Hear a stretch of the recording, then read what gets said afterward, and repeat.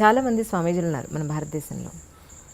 కొంతమంది ప్రజల దగ్గరికి వెడతారు, హగ్ చేసుకుంటారు. లిటరల్‌గా పొలిటికల్ వాళ్ళొచ్చి ఇష్టమైన వాళ్ళొచ్చినట్టు ముద్దులు పెడతారు. మీరు మాత్రం ఎవ్వరిని ముట్టుకోరు. ఎందుకని? అది వ్యక్తిగతమైనటువంటి వారి ఇష్టాలను బట్టి ఉంటుంది కాబోలు. ఓకే.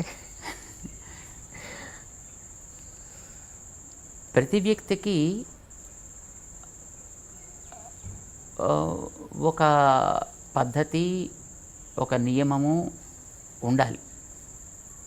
అది తన యొక్క పరంపరకి తగ్గట్టుగా ఉండాలి. సన్యాసి అనంటే సన్యాసి కూడా ఒక పరంపర ఉంటుంది. ఆ పరంపరకి తగ్గట్టుగా తాను ఉండాల్సినటువంటి బాధ్యత ఉంటుంది. ఆ పరంపర ఎలా ఉండాలి అనేది పూర్వులు ఆచరించినటువంటి విధానం ఉంటుంది.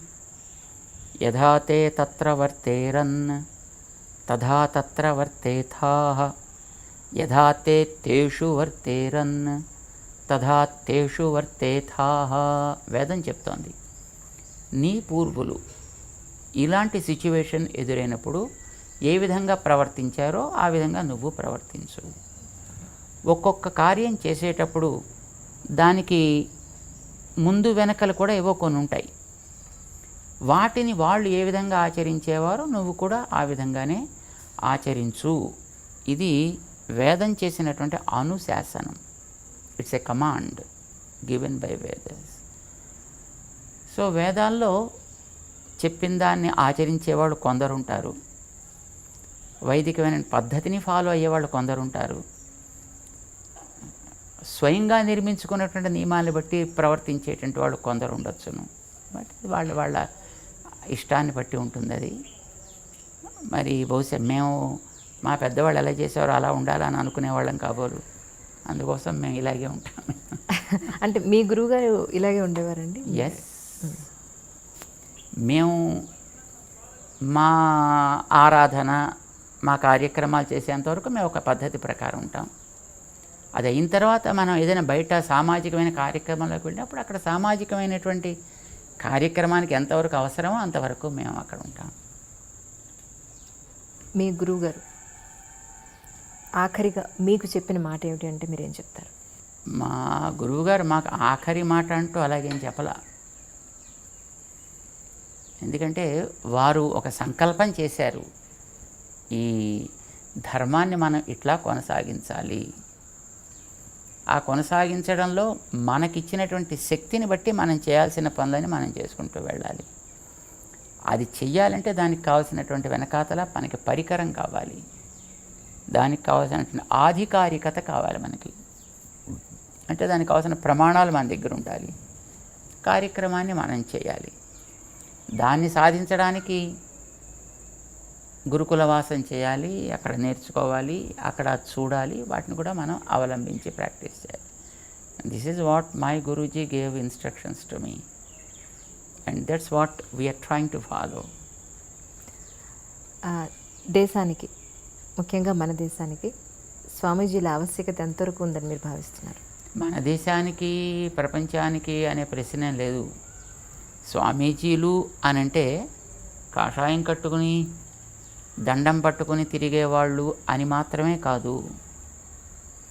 అవసరమైనప్పుడు మంచిని చెప్పాల్సి వచ్చినప్పుడు మంచిని చెప్పాలి. ఎప్పుడైనా పరిపాలకుడైనా తన యొక్క క్రమాన్ని తప్పి ప్రవర్తిస్తే వానికి ఏది హితమో దాన్ని చెప్పాల్సిన బాధ్యత ఉంటుంది, ధర్మాన్ని ప్రేమించే వ్యక్తి అయితే. రాముడు, దశరథుడు లాంటి వాళ్ళు పరిపాలన చేసేటప్పుడు వశిష్ఠాదులు ఉండేవారు. వాళ్ళని పురోహితులు అని అనేవారు. పురోహితుడు అంటే తానుండేటటువంటి ప్రాంతానికి, రాజ్యానికి హితాన్ని చేసేవాడు అని అర్థం. పురమునకు హితమును చేయువాడు అని అర్థం. వీళ్ళు రాజుల దగ్గర ఉంటుండేవారు, రాజులు పరిపాలన చేసేవారు. ఎప్పుడైనా ఒకసారి రాజు కనుక చేయాల్సిన పాలనలో తప్పుడు నిర్ణయాలు చేస్తే వెంటనే వీరి పక్కన ఉండి అది తగదు, స్టాప్ ఇట్ అని చెప్పగలిగేవారు. వాళ్ళకంటూ ప్రత్యేకమైనటువంటి అవసరాలు ఏమీ ఉండేవి కావు, పక్షపాతాలు అంతకంటేనూ ఉండేవి కాదు. రాజు దగ్గరైనా మొహమాటాలు ఎప్పుడూ ఉండేవి కాదు. చెప్పవలసినటువంటి హితాన్ని చెప్పాల్సి వచ్చినప్పుడు నిర్మోహమాటంగానే చెప్పేవారు. మంచి చేసినప్పుడు ప్రశంస కూడా అంత నిర్మోహమాటంగానూ ఇవ్వగలిగేవారు.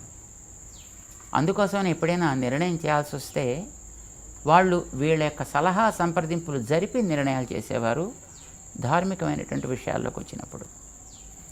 మిగతా విషయాల్లో వాళ్ళకి అనుభవం ఉంటుంది కనుక వాళ్ళు వాటిని సాధించగలుగుతారు. కానీ ధార్మిక విషయాల దగ్గరికి వచ్చేటప్పటికి కొన్ని వాళ్ళకి అధ్యయనం చేసే అవకాశం ఉండదు. బికాజ్ లౌకికమైనటువంటి పరిపాలన విధానంలో వాళ్ళు ఉండేటప్పుడు ధార్మిక గ్రంథాలని చదివేంత అవకాశం వాళ్ళకి ఉండదు కనుక అలాంటి విషయాల్లో కావాల్సినటువంటి సలహాలు సంప్రదింపులు వీళ్ళు ఇచ్చేవారు. అసలు ఏ వ్యక్తికి అన్నిటినీ మాస్టర్ చేయడం అనేటువంటి అసాధ్యం కదా. వాడు రాజు కావచ్చు, ధార్మికుడు కావచ్చు, మరొకడు కావచ్చు.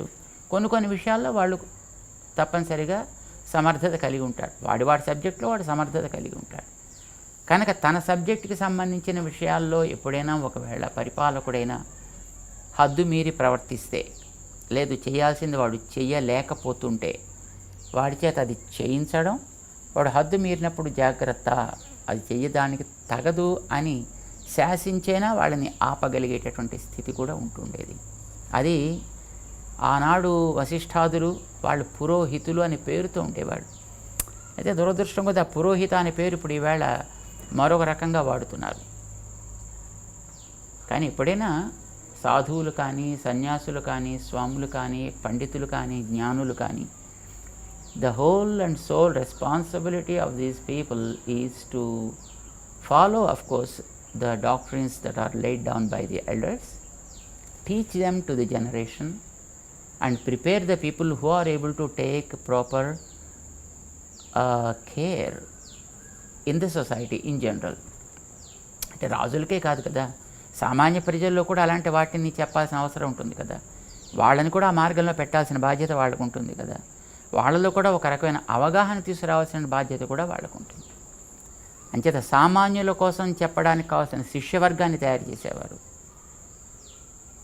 వాళ్ళల్లో అప్పుడప్పుడు కొందరు రాజాశ్రయాన్ని చేసి రాజులకు కూడా మార్గదర్శనం చేయగలిగేట్లుగా ఉంటుండేవారు. ఎప్పుడెప్పుడు ఎవరికి ఏ సలహా సంప్రదింపులు కావాల్సి వచ్చినా ఇవ్వడానికి అందుబాటులో మాత్రమే వాళ్ళు ఉండేవారు. అవసరమైతే తప్ప వీళ్ళు వెళ్ళి దాంట్లో నియంత్రించేటటువంటి స్థితి ఉండేది కాదు.